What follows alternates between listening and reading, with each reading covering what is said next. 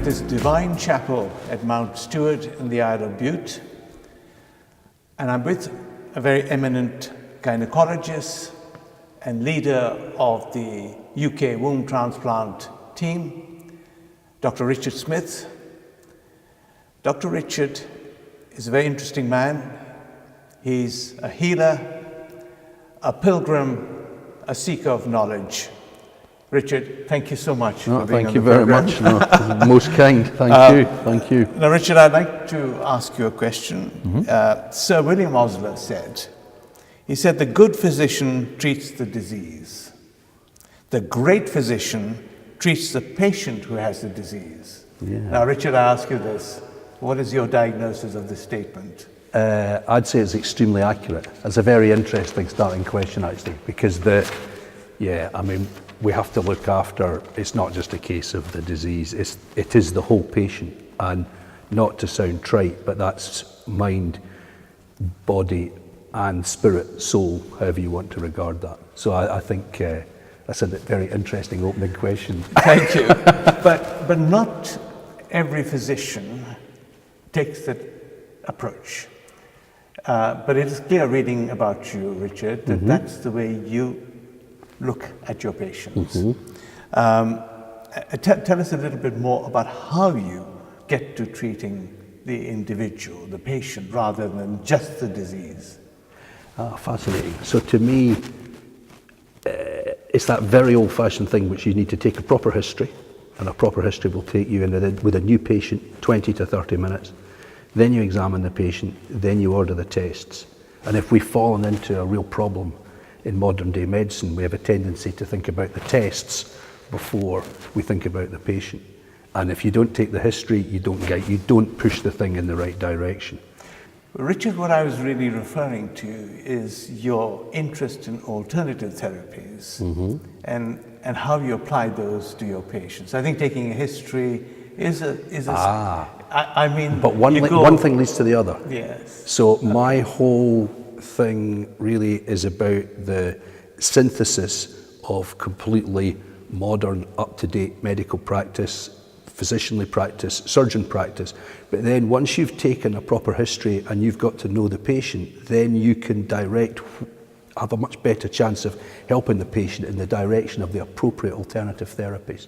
So if you start talking alternative therapies, acupuncture, hypnotherapy, etc., then some patients that doesn't have no interest in one, but they'll have much interest in another. And if you haven't asked the questions, you've got no idea which way the patient's going to run with you.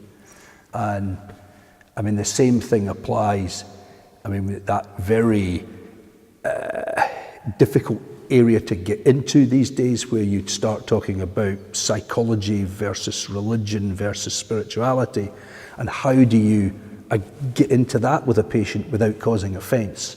And there are ways in, but one has to be approached with great caution, otherwise one might get into trouble in this day and age. And there are many therapies that you actually practice and understand.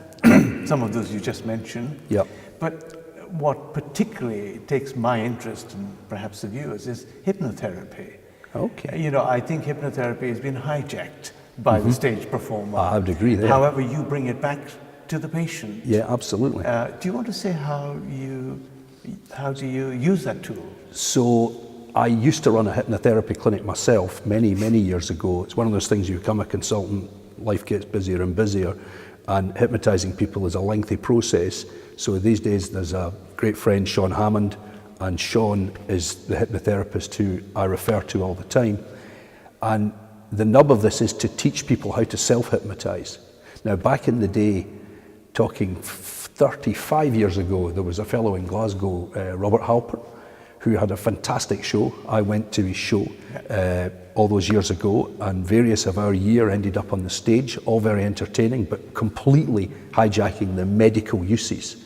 And self-hypnosis is a remarkable thing to be able for the patient to be able to do for themselves. But we've also, I know I've operated on patients in the past without anaesthetic, under hypnosis only, and there's many dentists use it for dental extractions, and you can was a fascinating story, right? Back Stob Hill Hospital, 1983. Sam Abdullah, who's the director of Lister Fertility, and he taught me how to hypnotise. Yeah. He hypnotised me in front of the unit, various junior doctors, and he put a tourniquet round my arm, and he said, cannulate the vein in the back of your hand. Yeah. So, in with the cannula, tourniquet off, blood pouring out. He said, stop bleeding, stop bleeding, start bleeding, and it started again. This is absolutely true. And at that point, that entire group of doctors were convinced of the validity of this technique. And so, you know, you get people with needle phobia, short course of hypnosis, no longer needle phobic, really just good stuff. So it's got great potential. Absolutely. And sadly, it's underutilized. I would agree with Now, that. I wish you had more time, but thank you for that explanation. Turning to your sort of main job, as it were, Yes. gynecology. Yeah. Tell us about your womb transplantation program, and just a little bit about what it entails.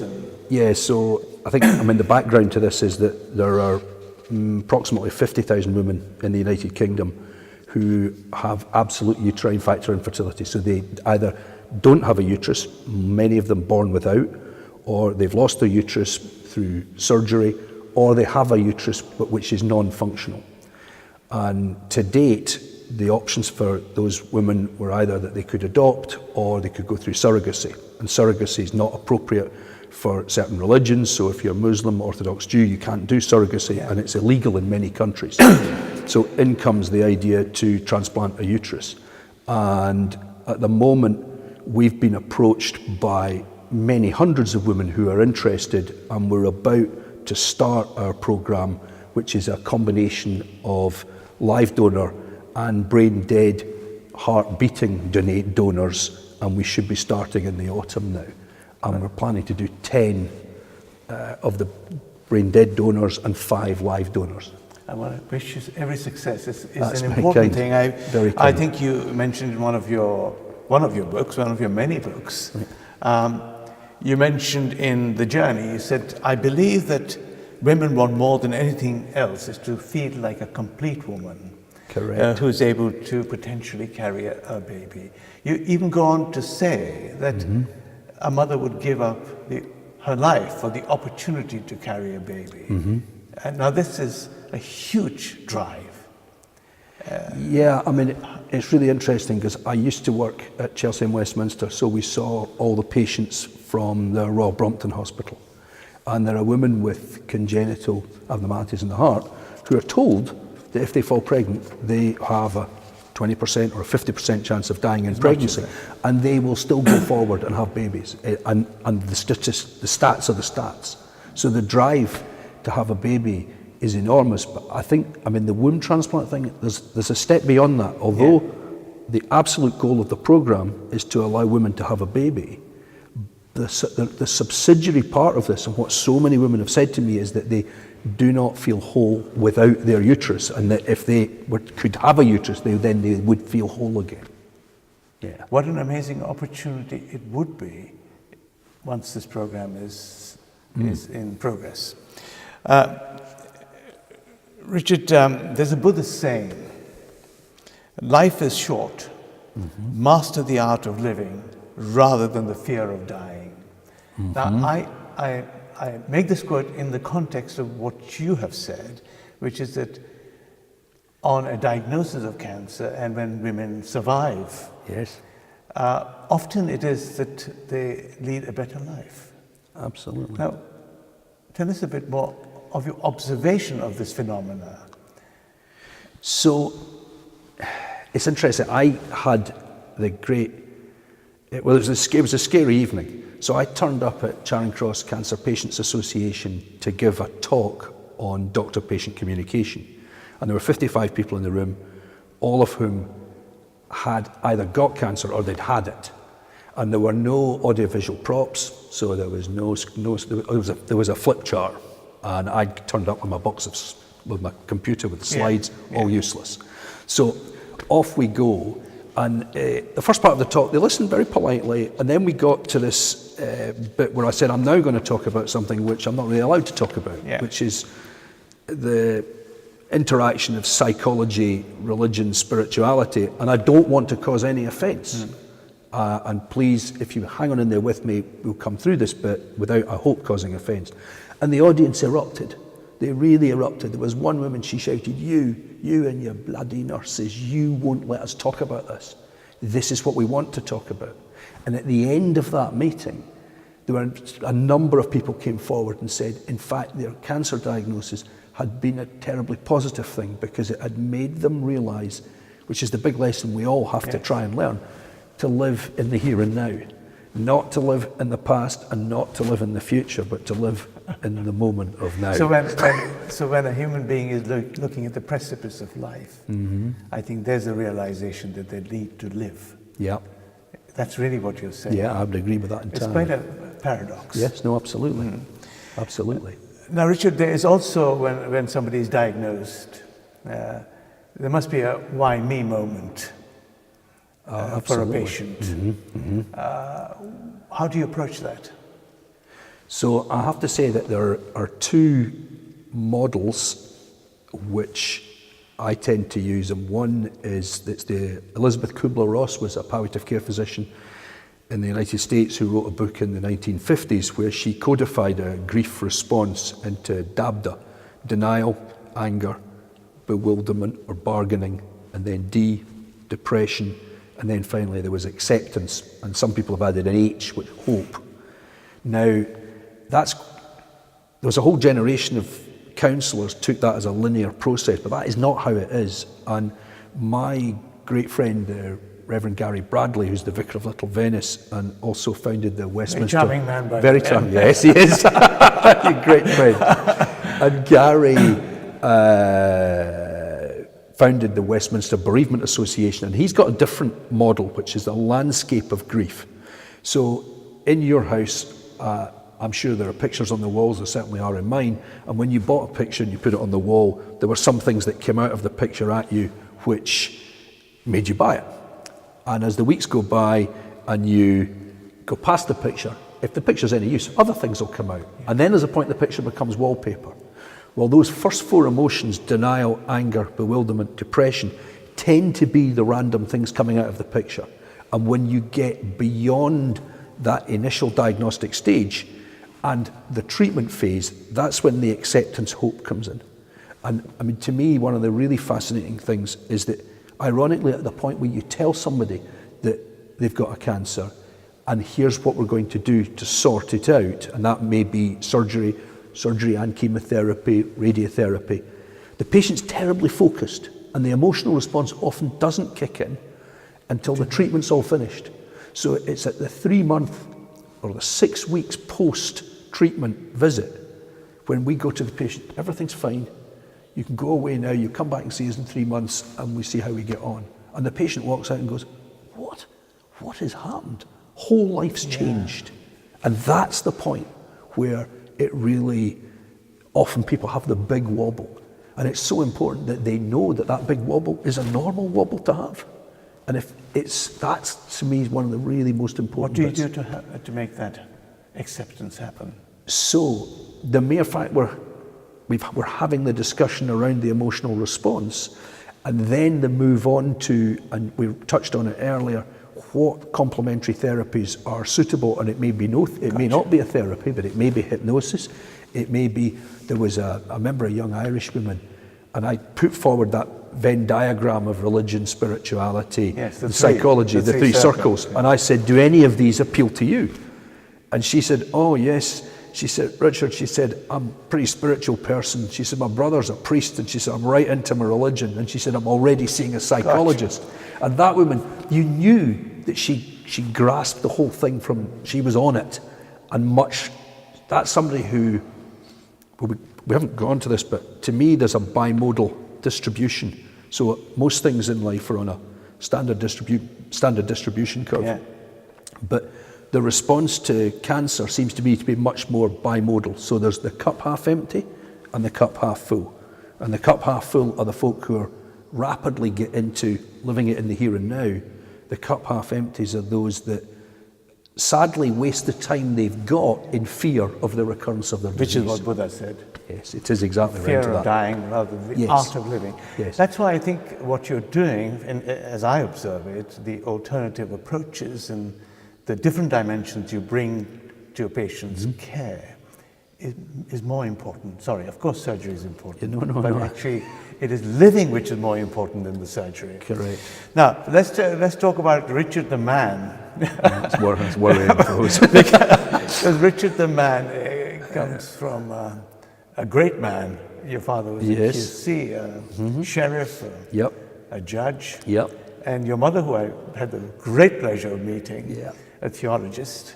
Yep. What a combination. How did that influence you, Richard? Oh, hugely, actually.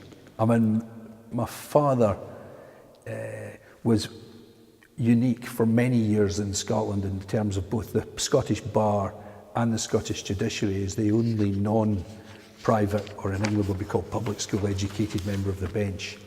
And I quite often think there was a famous interview with Enoch Powell years ago, and everybody regarded Enoch Powell as the cleverest man in the Palace of Westminster. And there was a journalist asking him about Shakespeare, and Powell said there's no way that William Shakespeare was William Shakespeare because he could not have come from nowhere. And the journalist looked over at Enoch Powell and said, well, Mr. Powell, where did you come from?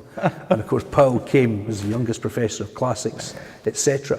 Now, Dad was not in Enoch Powell's category, but, but he, in fact, there's a picture in the house of him at a dinner with Enoch Powell, but Dad kind of came from very modest parents. His dad made baths at Cairn Ironworks, his mum made hats, and he got first class honours, MA, etc., and this sort of stellar career, and a man of great justice, actually. So, and as to where does that come back to me, then I suppose I reckon I started with from a very lucky place in life with two highly educated parents who pushed me to get on, but not in any particular direction. Yeah. The choice to do medicine was my choice. I think they gave you great values. Yeah. For years I wanted to be a lawyer. No, we're not going there. We won't go there. Now, Richard, there's a very amusing story. When you were a young man, you were assigned to do some research on the West London prostitutes group. Yes. And you claim to be the only person invited to their Christmas party. Now, what were your research findings? Now it's interesting because in fact... In short. What was interesting was, so my thesis was on the interaction of HIV and cervix cancer. Yes. And so I was looking after a cohort of women. There were 50 women who were HIV positive and there were 50 women who were HIV negative. And we'd matched them for risk factors for cervical cancer. So, and that's how I came to look after this group of women. Yeah. And they're a very decent group of folks, mostly from north of England, coming down on the train and they get sucked into that stuff. And yeah, I have to say we had a lot of laughs and all entirely innocent, which is exactly why I was asked to their party. Anyway, don't go further on this. But turning to Richard, the spiritual man, I cannot help but quote Rumi, my favorite philosopher. He said, I looked in temples, churches and mosques, but I found the divine within my heart. Richard, I know you are a seeker. Where are you on this path? You're there? Have you? No. You're looking? Looking. Have you found? Looking and find sometimes. Yeah. I mean, to me, there's a synthesis. So I very firmly believe in the Celtic concept of thin places. Yeah. And I mean, we had the great fun yesterday, great privilege to be up at St Blaine's Chapel. And we're sitting here today in Mount Stuart Chapel, and both St Blaine's and this was the creation of John Patrick Crichton Stewart.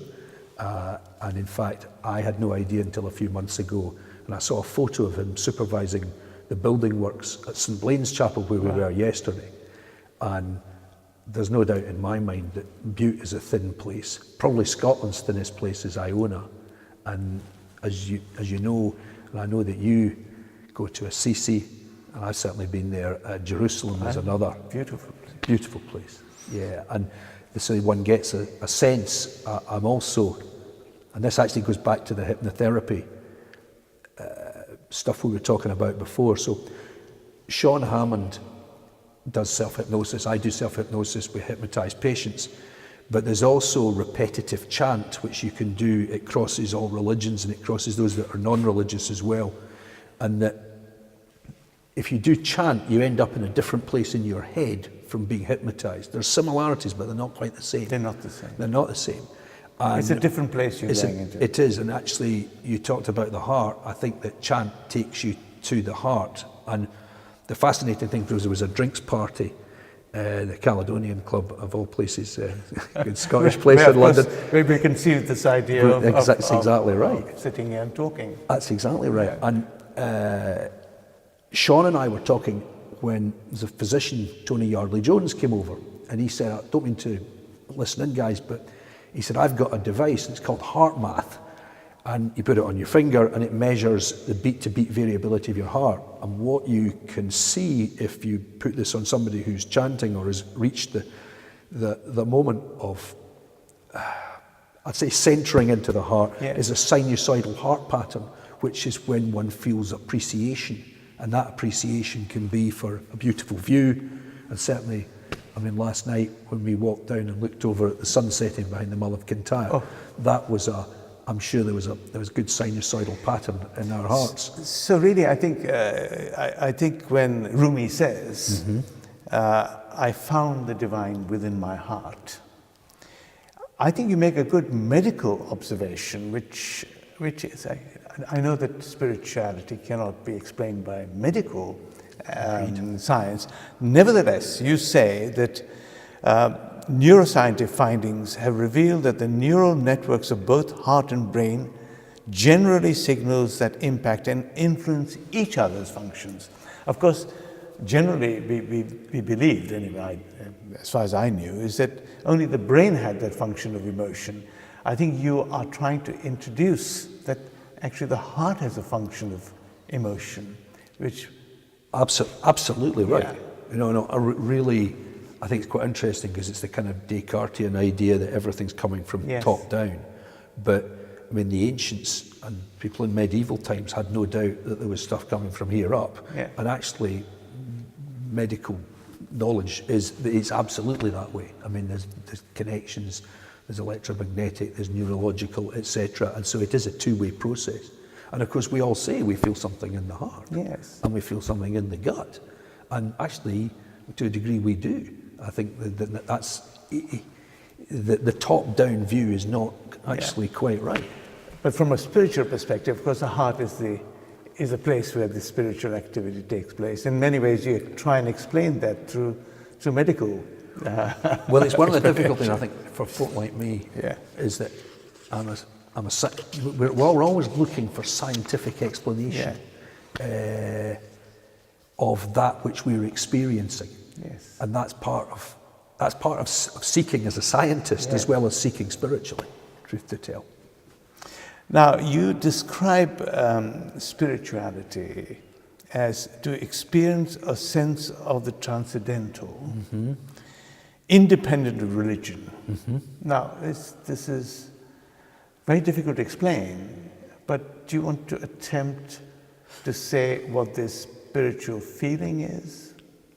So I would say that it was a sense of something other, and that sense so this is something completely other, which you can access through religious ceremonies, and depends what your own background is as to which ceremony may be the one that suits you.